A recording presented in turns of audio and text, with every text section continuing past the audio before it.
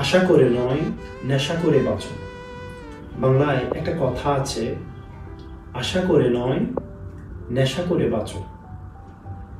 দেহের ক্ষতি হোক, তবুও মনের ক্ষতি না হোক।